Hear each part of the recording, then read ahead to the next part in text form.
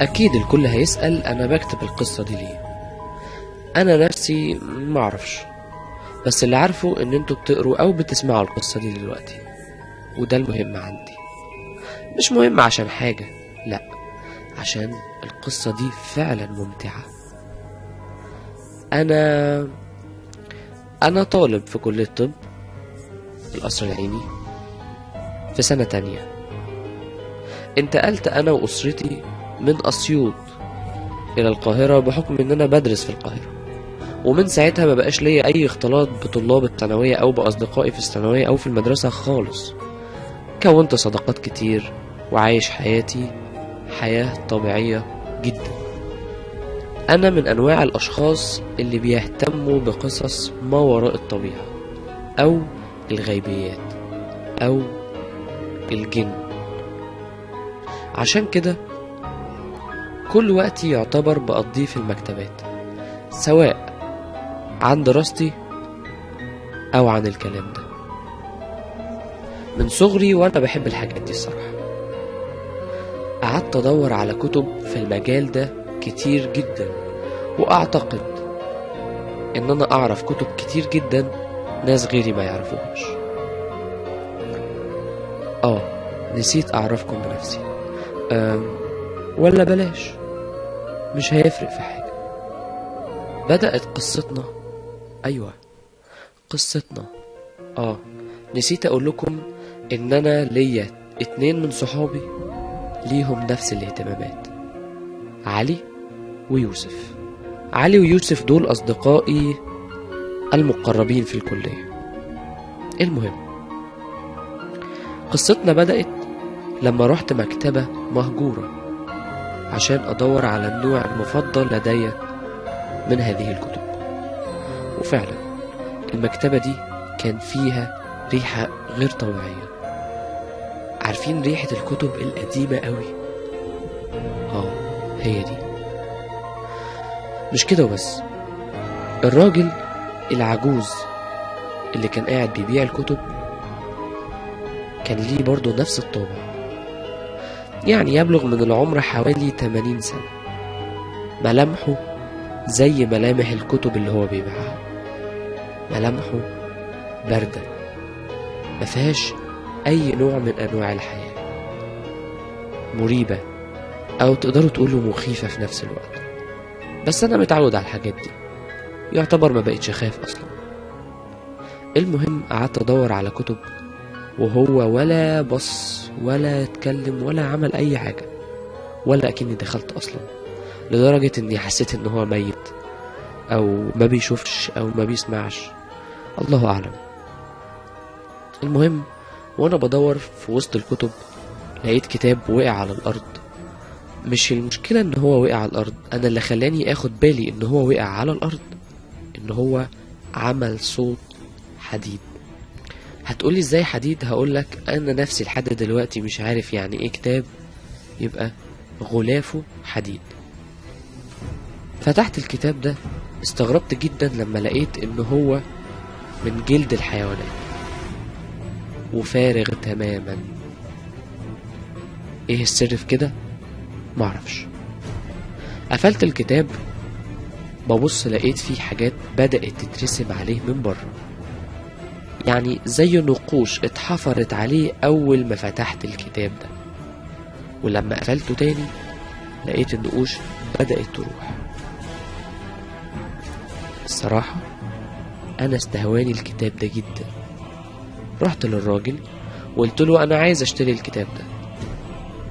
رفع عينه بكل بطء واتفزع اول ما لقى الكتاب ده.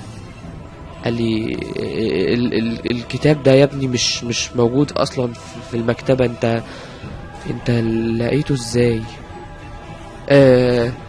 ده مش للبيع.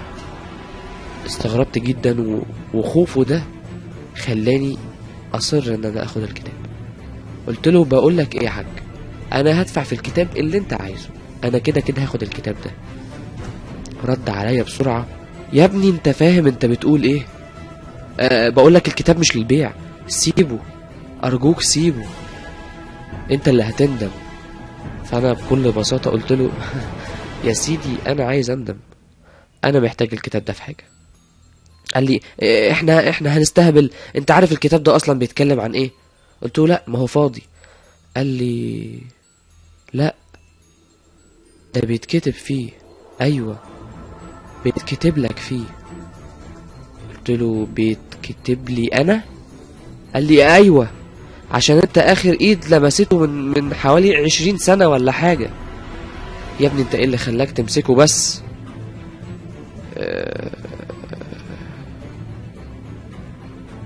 انا استغربت جدا من كلام الراجل. يعني ايه يتكتب لي فيه ما فهمتش حاجة، بس برضه ساعتها اصريت ان انا اخد الكتاب. قلت له بص، دول 200 جنيه خدهم ومش عايز منهم اي حاجة. حلو كده يا عم؟ قال لي 200 جنيه ايه بس؟ طب طب طب خلاص، انت حر، انت حر. وخدت الكتاب ومشيت. كنت فرحان لدرجة ان انا ماشي بتنطط في الشارع اكني لقيت كنز. فعلا خدت الكتاب وروحت البيت. بدأ يصدر من الكتاب ريحة غريبة قوي. قلت يمكن ده من ريحة جلد الحيوانات اللي هو الصفحات بتاعة الكتاب. بدأت برضو الكتاب الحديد اللي هو غلاف الكتاب نفسه من بره فاضي معلهوش اي نقوش. بمجرد ما انا ببدأ افتح الكتاب بلاقي فيه نقوش بتترسم على الكتاب من بره. الكتاب ده اكيد وراه سر، واكيد قصته مش طبيعية. هحاول اوصف لكم الرسومات اللي بتتنقش على الكتاب من بره. يعني هو دايرة جواها نجمة، وفي مثلث مقلوب جواه علامة استفهام، وفي دواير ومثلثات كتير، حاجات زي دي. الكتاب ملوش عنوان، هي بس النقوش دي اللي بتترسم عليه. وبرضو قعدت أقلب في صفحات الكتاب كلها. الكتاب كان مجلد، يعني ضخم، وضخامته دي جاية من ان جلد الحيوانات اصلا تخين. قعدت اقلب في الكتاب، مفيش اي حاجة مكتوبة. ومرة واحدة لقيت موبايلي بيرن. رديت، طلع يوسف. قلت له انا عايز اقابلكوا انت وعلي في شقة جدك القديمة، عايز اوريكوا حاجة. فقال لي ايه؟ انت عملت حاجة زي عادتك ولا ايه؟ قلت له لا يا عم، لا، بس تعالى بس وانا هعرفك. كلم بس علي ونتقابل النهاردة بالليل الساعة، يعني في حدود الساعة 10 كده بالليل، على نصية الشارع بتاعكم عشان نروح شقتكم القديمة. قال لي خلاص تمام، انا هقول لعلي وهكلمك بالليل. وقفل. حطيت الكتاب في الدرج وريحت علشان انزل اروح له. لما نمت حلمت حلم غريب. حلمت ان في شخص ماشي قدامي وبينادي عليا باسمي، وانا ماشي وراه لحد ما وصلنا لمضروب. نزلت المضروب ده، لقيت اشخاص متعلقة بسلاسل من رقبتهم، ولقيت الشخص ده لف وشفت ان هو لابس قناع. خد سيف من على الارض، والارض كانت مليانة دم. سيف شكله غريب كده،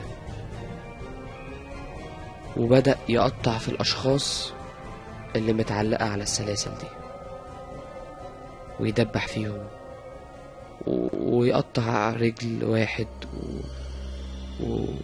وإيد واحدة، وقطع رقبة طفلة صغيرة.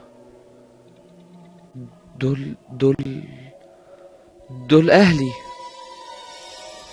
ايه اللي بيحصل ده؟ وفجأة ببص على الأرض، لقيت الكتاب محطوط على الأرض وسط الدم. قربت من الكتاب لقيته اتفتح، وأول صفحة مكتوب: القربان عائلتك. بصيت للشخص ده لقيته قلع القناع، واكتشفت ان هو انا. صحيت من النوم مفزوع على صوت اختي الصغيرة وهي بتخبط عليا وبتقولي العشاء جاهز، الساعة بقت 9. انا ما سمعتش لكلامها اصلا، وقمت لبست ونزلت عشان اروح لاصحابي عشان نشوف هنعمل ايه في الكتاب ده. خدت معايا الكتاب ورحت وقابلتهم فعلا. قعدنا وحكيت لهم قصة الكتاب ده. ما كنتش فتحت الكتاب من ساعة ما سبته في الدرج. وفعلا يوسف أول ما أخد الكتاب وفتحه بدأت النقوش تترسم عليه، وأول صفحة كان مكتوب فيها القربان عائلتك. طب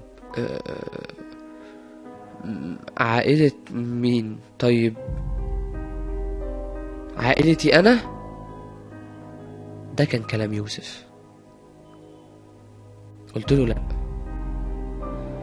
الكتاب صفحاته فاضية، ومن الواضح كده إن الكتاب ده بيتكتب فيه أوامر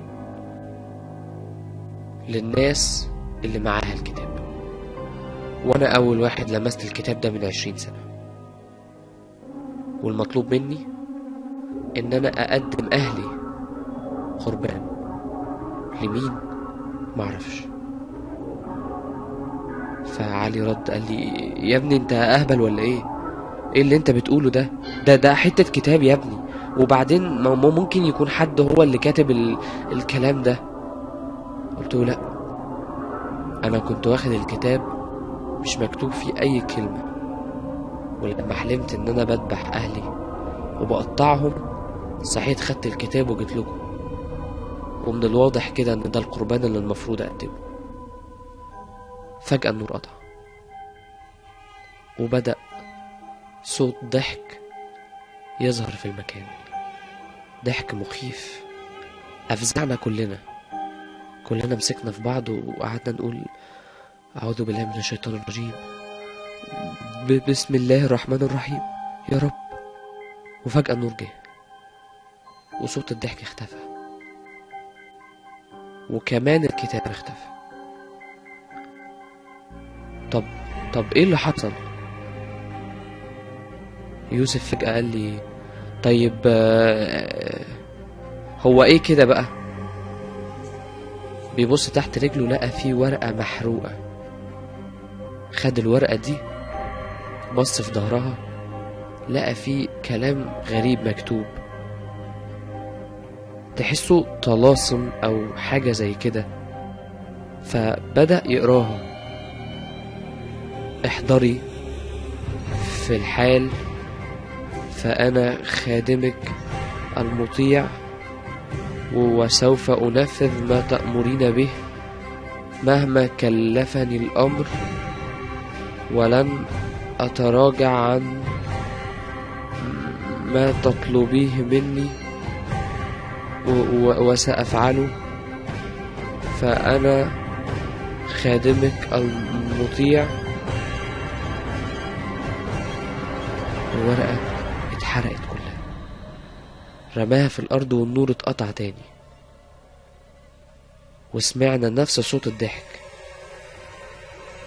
والنور رجع ولقينا الكتاب على الأرض ومحطوط فوقيه الورقة دي.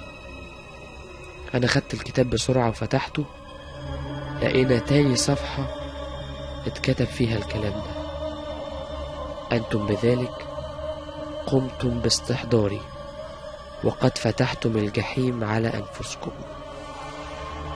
وسوف تموتون جميعا. طيب مين دي؟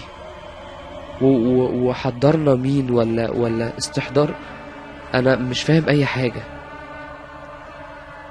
علي قام من مكانه واتنرفز وقعد يضرب في يوسف ويقول له انت ايه اللي خلاك تقول الجملة دي؟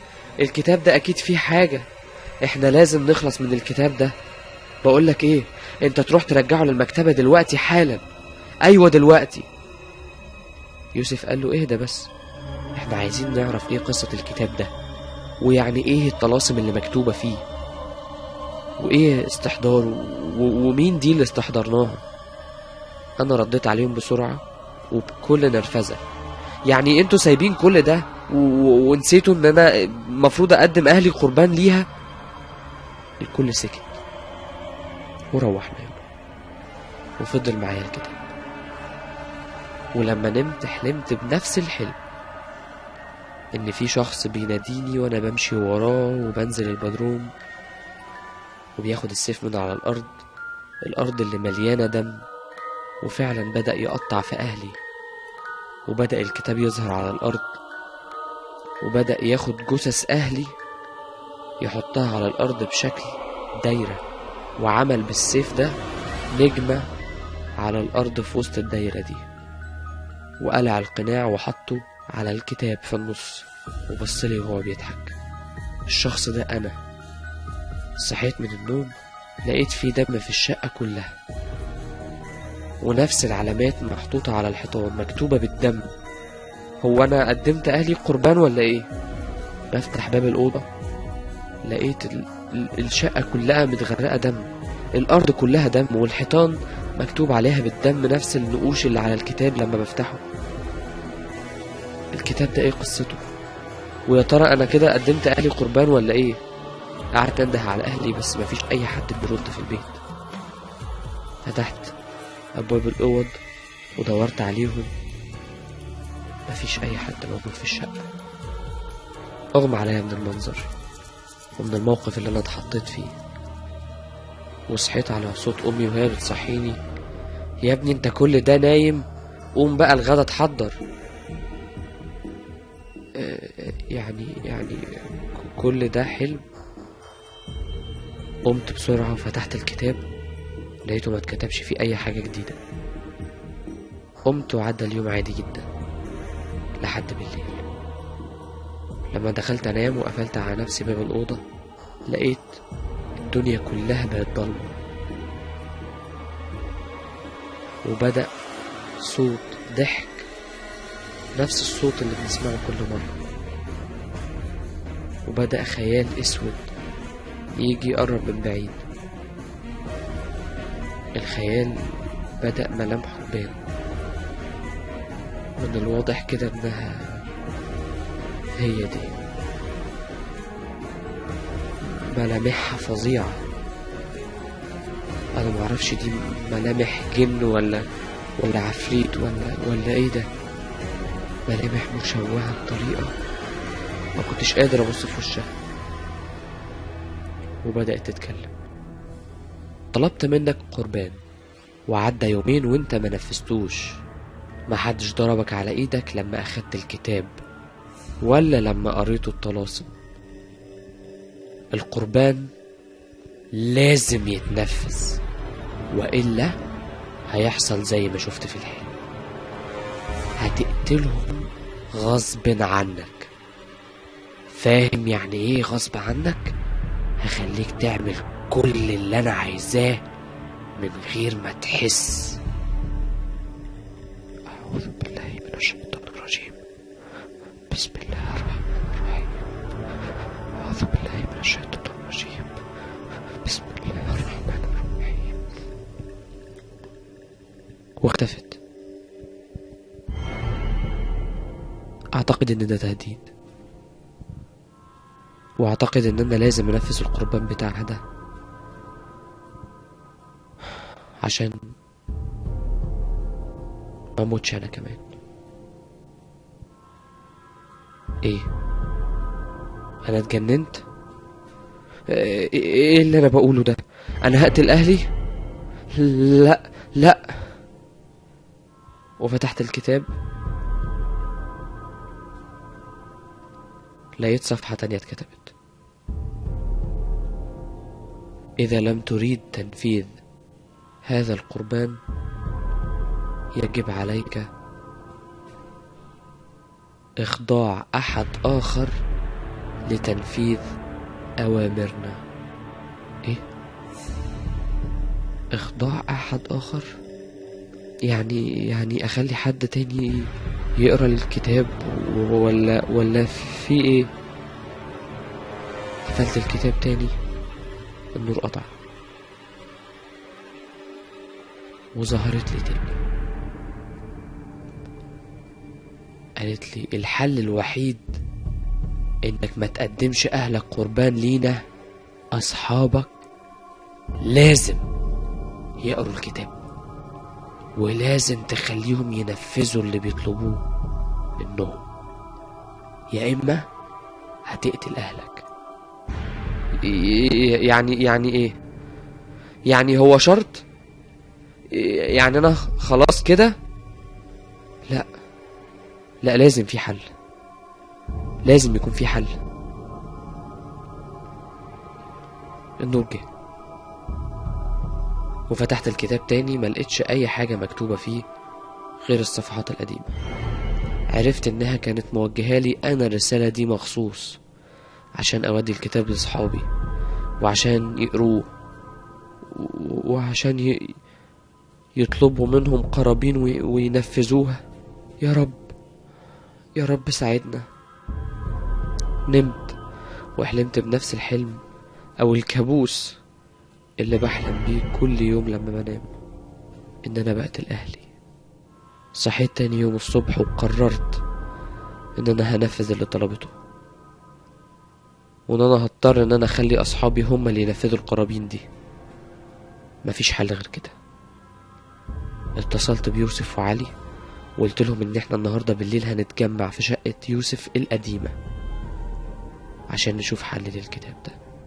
وفعلا رحنا الشقة وقعدت واتكلمت معاهم، وعلي قال لازم نرجع الكتاب ده يا جماعة.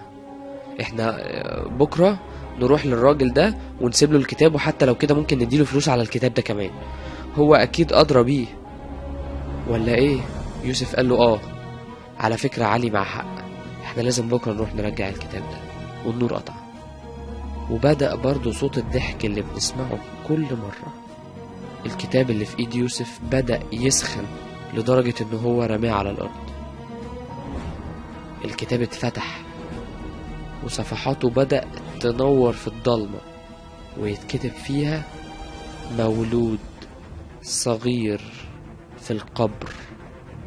اتكتب الكلام ده بالدم، اتكتب اسم علي. والنور رجع تاني. القربان ده مطلوب من علي، مولود صغير في القبر. يعني ايه؟ علي ما فهمش الكلام بس انا فهمته له. يوسف قال لي انت مجنون يا ابني، انت بتساعده عشان يعمل القربان؟ لا طبعا، انت فين ضميرك؟ وانت كمان يا علي فين ضميرك؟ ايه يا جماعة في ايه؟ يعني ايه طفل مولود؟ حرام عليكم، انتوا مش عارفين ربنا؟ اللي احنا بنعمله ده كفر بالله يا جماعة، استهدوا بالله، لازم نروح نرجع الكتاب ده. قلت له ايوه، ما احنا هنرجعه، بس انا بفهمه الموضوع بس. علي انت مش هتنفذ حاجة من الكلام ده ماشي؟ علي رد وقال والله بصوا بقى، انا دخلت في الموضوع ده غصب عني، ولو رحنا بكرة ومعرفناش نرجع الكتاب للراجل انا هنفذ القربان ده بأي شكل من الاشكال. انا مش عايز اتأذي، هو دوره هيخلص. يعني ايه عادي؟ يعني في كام طفل مولود بيموت لما بيتولد من اهله؟ انا هاخد طفل وهروح اوديه اي قبر لتربي وخلاص وخلاص. قلت له لا، في شروط. الطفل ده لازم يبقى حي، ولازم تنزل بيه القبر انت، ويتقفل عليك باب القبر من بره، وتقول طلاسم وانت جوه، وهيحضر حد منهم ياخد منك المولود ده في سلام، وما تحاولش تأذي اي حد منهم ولا تقول اي كلام تاني غير اللي هكتبه لك ده. فاهم يا علي؟ يوسف قاطعنا، انتوا مجانين، طلاسم ايه وقبور ايه اللي انتوا هتروحوها؟ يا علي ما تسمعش كلامه يا علي، سيبك منه. جيب الكتاب ده، جيب الكتاب ده، انا هروح ارجعه للراجل بكره وانت هتيجي معايا علشان ترجعه. قلت له حاضر هاجي معاك. وفعلا رحنا تاني يوم للراجل عشان نرجعه. الراجل استغرب اول ما لقانا داخلين عليه، ولمح في ايد الكتاب. لقيته اتفزع وقال لي إيه حصل ايه؟ مش انا قلت لك ما تاخدش الكتاب؟ عموما خد الفلوس بتاعتك اهي. واداني نفس ال 200 جنيه اللي انا اديتهم له. قلت له لا خد كمان عليهم 200 وخد الكتاب. احنا مش عايزينه. انا مش هاخد الكتاب تاني. انت خدت الكتاب بمزاجك، يبقى تستحمل اللي هيجرالك بقى. يوسف قال له انت كنت عارف قصة الكتاب ده ومش راضي تاخده علشان انت عارف ان وراه لعنة. قال له لا، دي لعبة بيلعبوها معاكم، ويا تكسبوا يا تخسروا، ولو كسبتوا هتكسبوا كل حاجة، ولو خسرتوا هتخسروا برضو كل حاجة. بص، احنا هنديلك فلوس على الكتاب ده، وخده احرقه، اعمل بيه اي حاجة، انت ادرى مننا بيه وهتعرف تتصرف. الراجل رد على يوسف وقال له يا ابني جيب الكتاب. وراح واخد من يوسف الكتاب وحطه في الدرج وقفل عليه بالمفتاح وادى ليوسف المفتاح. قال له شايف المفتاح ده؟ خليه معاك، انا مش هفتح الدرج ده تاني، بس صدقني اللي عليه الدور هيلاقي الكتاب في بيته. ايوه، الكتاب هيرجع لكم تاني، والسبب في صاحبك ده. وشاور عليا. يوسف بصلي بصة وراح شاددني ورحنا ماشيين، وطول الطريق قاعد يشتم ويزعق فيا. انت السبب، انت بوظتلنا حياتنا، احنا مستقبلنا ضاع، يا ترى الدور الجاي على مين، ويا ترى هيطلبوا ايه. الساعة 10 بالليل لقيت علي بيتصل بيا. رديت، حسيت في نبرة صوته ان في مصيبة حاصلة. مفزوع وبيتكلم بسرعة وما فهمتش منه حاجة. حاولت اهديه لحد ما عرفت ان هو لقى الكتاب عنده تاني. ايوه، الكتاب رجع له، ومكتوب فيه نفس القربان اللي مطلوب منه، ومكتوب كمان معاه الطلاسم اللي هيقولها وهو في القبر. وفعلا علي خد الكتاب وراح لواحد صاحبنا في كلية الطب زي ما تقول كده واحد ما عندوش ضمير. طلب منه طفل صغير مولود حي، واداله شيك على بياض. ما هو علي من عيلة غنية. وفعلا في ظرف نص ساعة كان جايب له الطفل المولود. علي خد الطفل وخد الكتاب بالطلاسم وطلع على القبور. وفعلا اتفق مع حد من اللي هناك ان هو يفتح له قبر من القبور وينزل، واول ما ينزل يقفل عليه الباب من بره. وحكالنا ان هو نزل فعلا، وان هو نور القبر كده، شاف الموبايل لقى فيه جماجم وبقايا عظم، ولقى فيه ريحة وحشة جدا بدأت تبقى في المكان. وحط الطفل على الارض وبدأ يقول الطلاسم دي: شلتوت، نق، دق، حف، كوت، شلتوت، دق، نق. احضروا هنا في الحال، أنا هنا لتقديم القربان المطلوب. احضروا يا أهل الأرض. شلتوت، نق، دق، حف، كوت. وفعلا لقى فيه صوت صويت غير طبيعي، وبدأ يظهر له خيال. أيوه، هي بدأت تظهر له مع صوت ضحك، وقربت منه وخدت المولود وقالت له تم قبول القربان، واختفت. هو طبعا جري على باب القبر وقعد يخبط جامد لحد ما الراجل اللي فوق ده فتح له وكلمنا، واتقابلنا في بيت يوسف ومعاه الكتاب. خلاص انا كده عملت اللي عليا. وفجأة النور اتقطع. ولقينا الكتاب بيتفتح وبيترسم عليه نفس النقوش، وبدأ ينور ويتكتب عليه بالدم برضه، وكتبوا اسم واحد اسمه جعفر دجال، وكتبوا عنوانه في الزقازيق: نريد قلبه يوسف. والنور رجع تاني. يوسف اتفزع. اروح واقتل واحد واجيب لهم قلبه؟ لا لا، استحالة اعمل كده. النور قطع تاني، وجت هي بنفسها وقالت ليوسف: القربان امر، لو ما نفذتوش هتعيش طول حياتك في جحيم. جحيم، فاهم؟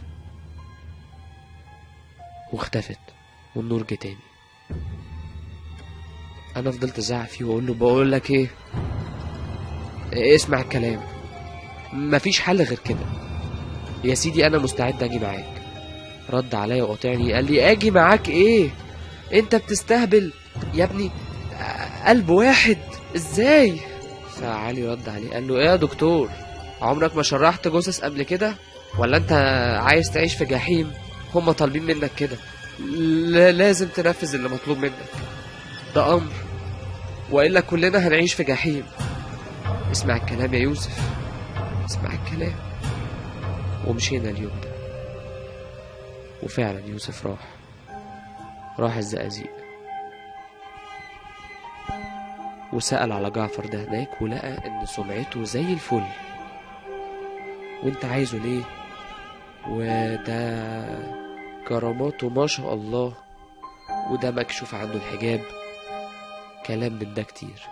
المهم هو كان كل اللي شاغل باله ساعتها ان هو ياخده معاه في بيتهم القديم اللي في القاهرة بأي حجة بقى. وفعلا دخل ولقى الأوضة بتاعته زي أوض الدجالين اللي بنشوفها في الأفلام، جماجم وبخور، وهو قاعد على كرسي كبير كده. وفعلا ضحك عليه بكلمتين ان هو في جن وفي مش عارف ايه في شقتهم القديمة، وان هو لازم يجي عشان يصرفهم، وان هو جاله من اخر الدنيا علشان سمعته، وقعد يحور عليه لحد ما وافق فعلا، وخده معاه البيت. ايوه، الشقة اللي احنا بنتقابل فيها، وجهز السكاكين وعدة التشريح بتاعتنا. وفعلا الراجل بدأ يقول كلام غير طبيعي كده. قال: ايه يعني بيصرف الجن؟ يوسف جه من وراه وذبحه. ايوه، ذبحه. وفعلا بدأ يقلعه هدومه ويفتح صدره عشان ياخد قلبه. وبمجرد ما مسك قلبه بإيده النور اتقطع، وظهرت له بنفس الضحك وقالت له: تم قبول القربان. واختفى القلب من ايده، واختفت الجثة كلها. لما النور جه اتصل بينا وقال لنا ان احنا لازم نجيب. انا كده افتكرت ان القصة خلصت. للأسف كان لازم انا اقدم قربان. اخدت الكتاب من يوسف في البيت على اساس ان انا هدفنه في قبر تاني يوم، بحيث ان محدش يوصل له تاني. واول ما صحيت لقيت الكتاب قدامي على السرير، ومكتوب فيه: عائلتك او اصدقائك. تاني رجعت لنفس القربان المطلوب مني، عائلتي. بس الجديد انهم بيخيروني ما بين عيلتي واصدقائي. ما اكدبش عليكم، اخترت اصدقائي. ما كانش ينفع ولا ينفع ان انا اضحي بصحابي، بس ده امر مطلوب مني ولازم انفذه. اتصلت بيهم. ايوه، اتصلت بعلي ويوسف وقلت لهم يجوا على الشقة النهاردة علشان نحتفل باننا خلصنا من الكتاب. وحضرت اكل وحطيت لهم فيه سم علشان ما يحسوش بحاجة. ورحت وفعلا اكلوا الاكل ووقعوا على الارض وماتوا. ايوه، وقعوا على الارض وماتوا. انا موتت صحابي بايدي وقدمتهم قربان ليهم. لمين معرفش، لمين معرفش، انا مش فاهم حاجة. مين دول ومين دي وايه قصة الكتاب ده؟ يا رب يا رب، كفاية كده. قاطعني الكلام ده بان موبايلي رن، ولما رديت عليه لقيت في صوت ناس بتصوت، ولقيت واحد بيقول لي الحق بيتكم بيتحرق واهلك جواه. انا من كتر الصدمة الموبايل وقع من ايدي وخرجت من الشقة اجري في الشارع زي المجنون لحد ما وصلت للبيت. لقيت البيت لونه اسود، ايوه اهلي اتحرقوا جواه. سمعت الناس بتتكلم تحت وبتقول انهم فجأة لقوا في صوت صويت، وان النار بدأت تخرج من البيت وبتطلع من الحيطان بشكل غير طبيعي وغريب. كان منظر مرعب، البيت لونه اسود، لون الفحم من كتر ما اتحرق. يعني انا كده خسرت اهلي وخسرت اصحابي ايه الكتاب ده؟ لعبة ايه دي؟ قرابين، طلاسم، رسومات، جن، عالم سفلي. اهلي ماتوا واصحابي كمان ماتوا. انا دلوقتي قاعد في شقة صغيرة ومعايا الكتاب ده بحلم بيها كل يوم. ايوه بتيجي وبتقولي ان الدور عليا ان انا هموت. بقيت عايش كل يوم في جحيم، كل يوم بقيت عارف ان انا هموت وبستنى اليوم اللي بعده علشان اموت، واللي بعده واللي بعده واللي بعده، وما بموتش ما بموتش. كل ما احاول اتخلص من الكتاب بيرجع لي مرة تانية. انا خلاص يعتبر في حكم الميت، بقيت خادم ليهم. عارفين يعني ايه خادم ليهم؟ يعني كل يوم بيطلبوا مني قربان ان انا اقدم لهم حد، سواء قريب مني او اعرفه او معرفوش. انا دلوقتي بقيت بقتل بكل سهولة. خد بالك، ممكن يكون الدور عليك في الكتاب. ايوه الكتاب بيطلب اسماء عشوائية كقرابين، اسماء وعناوين كمان. خد بالك، اللعبة لم تنتهي بعد، اللعبة لم تنتهي بعد.